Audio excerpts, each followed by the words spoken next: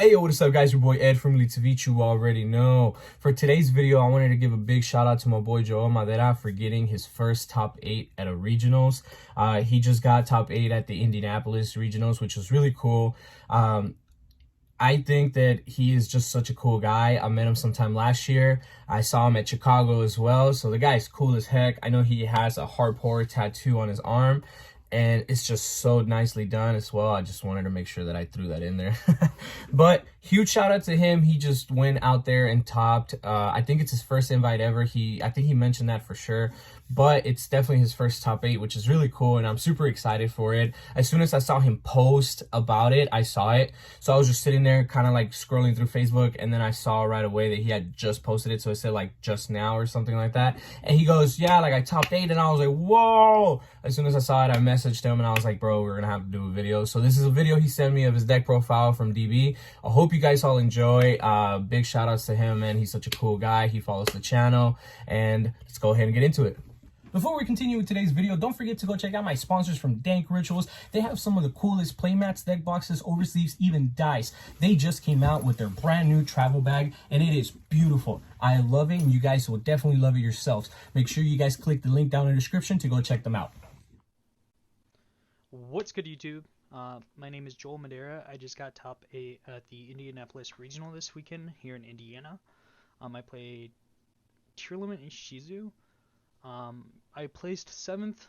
I went 8-1, only losing round 1 to a tier mirror. I got 2-0'd, and then everything else I won 8 consecutively. I only dropped a total of 3 games.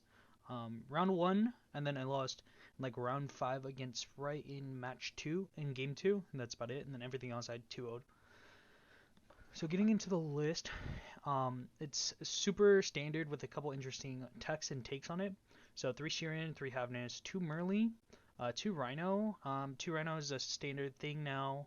I don't really miss a 3rd Rhino, and it hardly comes with that you need a 3rd because you play Crime to add it back if you really needed to. I play 3 Field Spell, 1 Terra, 1 Instant Fusion. Those are like the staples that you play in this deck. 2 Scream, 1 Select, 1 Crime. Made that Crime is really against the mirror, and 2 Scream guarantees that you hit a trap card. You can always apply it with a Field Spell, and then get your trap card. I really think like that part in like random interaction comes up every once in a while. I do it occasionally, and it matters in some matchups. And then for the Ishizu cards, I play 3 Kelda, 3 Medora, 3 Kalpak, 1 Agito. You only want to play 1 Agito. It's only an additional miller, and it comes up randomly where you want to summon like another Earth Fairy to make a rank 4. So yeah, I don't really want it to play more than one. More than one is kind of bricky to open it up. Then I played 3 Super Poly, 3 Tactics. These cards are like really good board breakers and really good like ways to look at your opponent's hand and get rid of cards after they bestial one or to prevent a bestial to land. Super Poly, amazing card against the Sprite matchup. I used Super Poly in all 3 of my Sprite matches, and it came up in clutch every time. I only played 5 bestials because like with the bestial packets, I didn't really felt like I needed more than 5. And like in my matches, I played 3 mirror, 3 mirrors, 3 sprite, 3 flu. 2 flu and 1 Kashtira. And I studied these out majority of my games except my tier mirror. And I don't think I made Beatrice like more than once, so it didn't really come up. For my extra deck, I played 6 fusions. Didn't want to play more than 1 Kikalos. In post Photon Hypernova, I would play 2. Because with like Unicorn and Diablosis, they go look at your extra and get rid of 1. So like I wouldn't want to play more than 1 in this format. Xyz, I played Dweller, Boguska, Redoer, Exciton, Beatrice, and Zeus. So like super standard once again. The only thing is I played Exciton. Exciton came in clutch against my Sprite matchup. In one of them, I used Exciton to get rid of like 6 to 7 cards off his field. Then I used this in game 1 and 2 against Kashtira Brave, and it got rid of every card on his field after he got rid of my Kick Kleidohard and everything else, and I just baited the negate off the Griffin Rider and some of the interactions. That way I can just bait this out, and then I triggered one of my tiers on the field because it would destroy it, and then I made a Kick Kalos, and I resolved off that, and I did that to mill a destroy a Kick Kalos to mill 5 to keep playing against one of my Sprite opponents. And then for the links, I only played these 3 here: Dark, Elf, Sprint. I didn't feel like I really needed to play more than these three. It never came up where I needed like a Link 4, Link 5, didn't matter.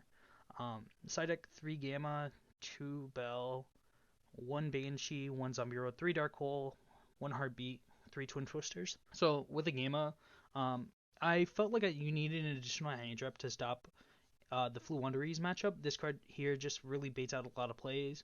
And then also another thing is like in an open game state or an extended game state where like your opponent has like a Chain Link 5 against like a Shuffler, you can just negate it as a free negate. And then Bell. Once again, I cited this card against every match I needed it except Flu, just to get rid of cards like the Bestials, Shufflers. It was just a really good card.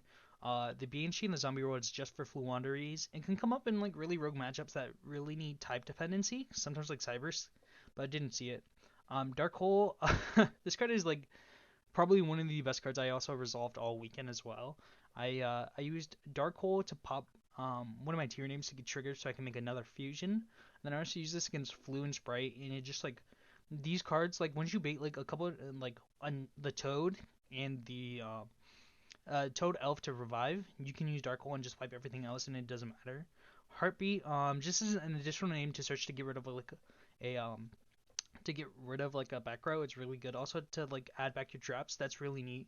Twin Twisters, it's just about trap removal. I never set it in against like round 9 against Flu Wanderies, but it didn't really matter that much. It was just nice to have that space and flexibility to have like back row removal, so I wasn't going to complain too much on that. And for the most part, like with the deck, I felt it was like really solid. I didn't feel like there was anything I would like to change to it.